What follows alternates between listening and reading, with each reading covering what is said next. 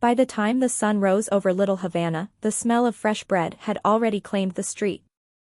Isabel Herrera stood behind the counter of her original bakery on Southwest 8th Street, watching steam rise from trays of Cuban bread as if it were incense. She had been awake since 4 in the morning, as she had been most of her life, her body trained by decades of dough, ovens, and discipline. At 74, she moved more slowly, but her mind remained sharp, her eyes still catching what others missed. People in Miami knew her name even if they didn't know her story. To them, she was Señora Herrera, the woman who turned a single borrowed oven into a small bakery empire. 5 locations now. All family-owned. All built with cash earned honestly, flour on her hands, sweat on her back, and faith stitched into every recipe she carried with her from Cuba. She had arrived in this country with 2 dresses, a baby daughter, and a notebook filled with recipes written in careful cursive. Her husband died 5 years after they landed in Miami, worn down by factory work and disappointment. Isabel had cried for 1 year and worked for the rest of her life. The bakery saved her. Then it fed others. That morning, Calle Ocho buzzed with preparations for the weekend festival. Vendors argued over space, music thumped from passing cars, and tourists already wandered with cameras, unaware of the invisible lines locals respected. Isabel liked mornings best, before the noise fully took over, when the neighborhood still belonged to those who lived there. She wiped her hands on her apron and glanced at the register. Everything balanced. It always did.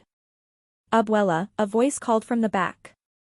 Her grandson Mateo stepped out, adjusting his jacket despite the heat. He was 28, handsome in the way that came from confidence rather than kindness. Expensive watch. Shoes too clean for bakery work. Isabel noticed these things but did not comment. She rarely did anymore. "You're late," she said. "I was handling paperwork," he replied smoothly. "Expansion stuff." Isabel nodded but felt a familiar tightness in her chest. Mateo had taken over much of the business side in recent years. At first, she'd been proud. He was ambitious, educated, American-born. This was what she had crossed an ocean for. But ambition had a way of growing teeth. "You see your mother this week?" Isabel asked casually. Mateo's smile faltered for just a second. "I've been busy." "She's been calling," Isabel said. "Her sugar levels are unstable." "She exaggerates," he said, already reaching for his phone. "You know how she is." Isabel knew exactly how her daughter Elena was. Quiet. Gentle. Sick more often than she admitted. Diagnosed with diabetes in her 30s, Elena had never complained, never wanted to be a burden. After her divorce, she'd retreated into herself, living alone in a small apartment a few neighborhoods away. Isabel did not argue. She watched Mateo move through the bakery as if it belonged to him alone, barking orders, checking numbers, smiling at customers with polished charm. People trusted him. That worried her. The first sign came disguised as success. Large cash deposits. Unusual vendors. Deliveries at odd hours. Mateo brushed off her questions with explanations that sounded rehearsed. Pop-up events. Nightlife catering. Private clients. Miami was full of private clients. One afternoon, Isabel found a ledger that didn't match the register totals. The numbers weren't wrong, they were too clean. Rounded. Organized. Laundered, though she didn't yet allow herself to think that word.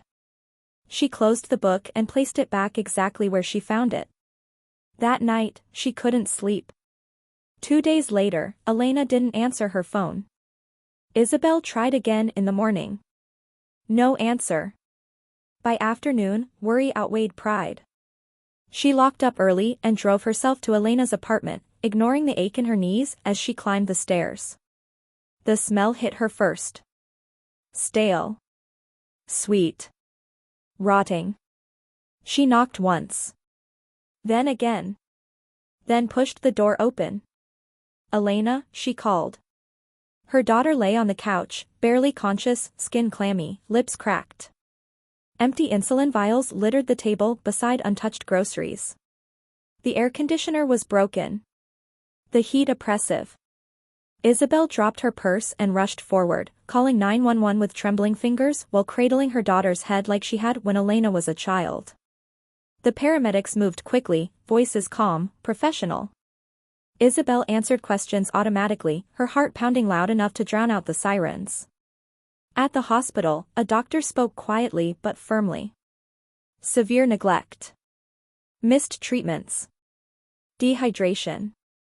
Another day, maybe less, and they wouldn't be talking. Isabel sat alone in the waiting room long after visiting hours ended, her hands folded in her lap. She thought of Mateo's watch. His shoes. The ledger. The cash. Her grandson had money. Her daughter had almost died. That night, Isabel did something she had never done before. She asked questions. Not to family. To neighbors. To people who owed her favors. To a retired accountant who drank coffee in her bakery every morning. To a delivery driver who'd been paid extra to keep quiet. The answers formed a shape she didn't want to see. Gangs didn't always look like gangs in Miami. Sometimes they wore linen shirts and spoke softly. Sometimes they used bakeries instead of back alleys. Cash businesses were perfect. Bread made everything look clean. Mateo hadn't just ignored his mother. He had chosen profit over blood. The next day, Isabel visited Elena in the hospital. Her daughter slept, fragile, breathing steadily now. Isabel kissed her forehead and whispered a prayer in Spanish, her voice shaking. She stepped into the hallway and stared at the wall for a long time. When she finally moved, she didn't go home. She went to a payphone 2 blocks away and dialed a number she'd memorized from a flyer she'd once thrown away without reading. Federal Bureau of Investigation. Her voice was steady when she spoke. My name is Isabel Herrera, she said. I own several bakeries in Miami. And I believe one of them is being used for something illegal. She hung up before they could ask her to repeat herself. Outside, the city pulsed as usual. Music. Laughter. Neon. Crime hidden beneath color. Isabel walked back to her car knowing one thing for certain. Whatever came next would burn. The first call from the FBI came 3 days later. Isabel was closing the bakery when her phone vibrated in her pocket. Unknown number. She almost ignored it. She rarely answered calls she didn't recognize. But something told her this one mattered. The voice on the other end was calm, professional, American with just enough distance to feel official. The agent introduced himself as Daniel Cross and asked if she was somewhere private. Isabel glanced around the empty bakery, the smell of sugar and yeast lingering in the air, and locked the door. I can talk, she said. They didn't rush her. That surprised her. Agent Cross asked simple questions first, how long she'd owned the businesses, how many locations, who handled finances. Isabel answered honestly. When he asked about Mateo, she paused. My grandson, she said. He runs the books now. There was silence on the line, the kind that carried weight. We'd like to meet, he said. They met the next morning in a small cafe far from Calle Ocho, one Isabel had never visited before. Agent Cross was younger than she expected, mid-30s maybe, with tired eyes and a face that looked like it forgot to smile. His partner, a woman named Rivera, spoke less but watched everything. They laid out what they already knew. Anonymous tips. Patterns of cash flow tied to nightlife venues. A network moving money through legitimate fronts. Bakeries were ideal. Constant transactions. Minimal scrutiny. Isabel listened without interrupting. When they finished, she told them about Elena. About the hospital. About the empty insulin bottles. Rivera's jaw tightened. This goes beyond money, she said quietly. Isabel nodded. Family is supposed to protect family. Agent Cross didn't sugarcoat what came next. If she cooperated, it would likely lead to arrests. Possibly multiple. Mateo would be one of them. There would be scrutiny. The business might be temporarily shut down. Her name would be in reports. Isabel folded her hands on the table. Will it stop them? Cross met her eyes. Yes. That was enough. The following weeks passed in a strange blur. Isabel continued her routine, smiling at customers, tasting bread, correcting employees with gentle firmness. Inside, she felt like she was holding a secret too heavy for her small frame. The agents instructed her not to confront Mateo, not to change behavior. Let things unfold naturally. Mateo, unaware or pretending to be, grew bolder. He spoke openly about expansion, about new partnerships, about the future. He brought men into the bakery after hours, well-dressed, polite, dangerous in the way Isabel recognized from long experience. She served them cafecito and pretended not to listen while memorizing everything. At night, she visited Elena, who was recovering slowly. Her daughter was embarrassed, ashamed that she'd let things get so bad. Isabel never blamed her. She brushed her hair, adjusted her blankets, and stayed until visiting hours ended. Mateo came by, Elena said one evening, eyes downcast. He said he's been busy. Isabel said nothing. The festival on Calle Ocho arrived with all its usual chaos. Music poured through the streets. Salsa dancers spun under strings of lights. The smell of pork and sugar filled the air. Tourists flooded in, unaware of how much history lived beneath their feet. The bakery was at the center of it all. Mateo insisted on keeping the main location open late for the crowds. This is where the money is, he said, grinning. Isabel watched him move through the crowd, shaking hands, collecting envelopes, laughing too easily. She saw Agent cross across the street, pretending to argue with a vendor. Rivera stood near the stage, blending in effortlessly. The sting was unfolding right in front of her, hidden by music and celebration. When the arrests happened, they happened fast. Sirens cut through the night. Officers moved in coordinated silence. Mateo's smile vanished as hands grabbed his arms, pressed him against the bakery window he'd once polished with pride. People gasped. Phones came out.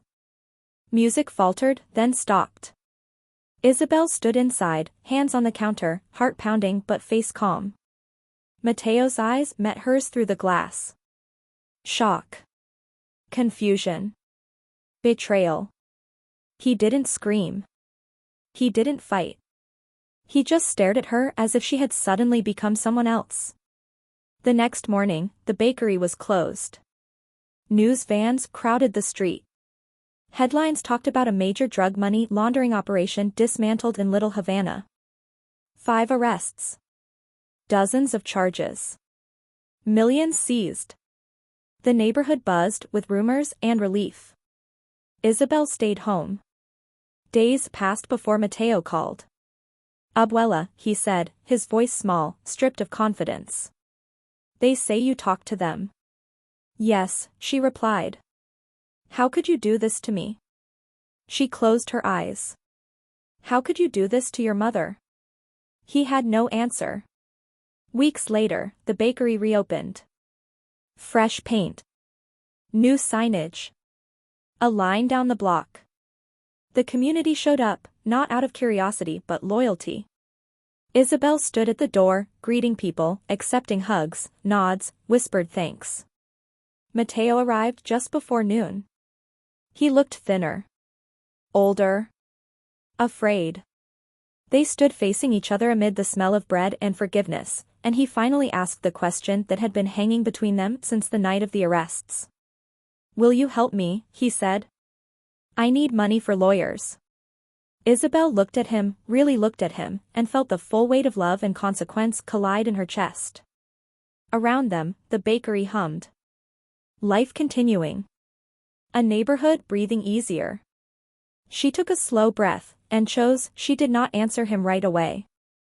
Isabel Herrera had learned, over a lifetime, that silence could be more powerful than words.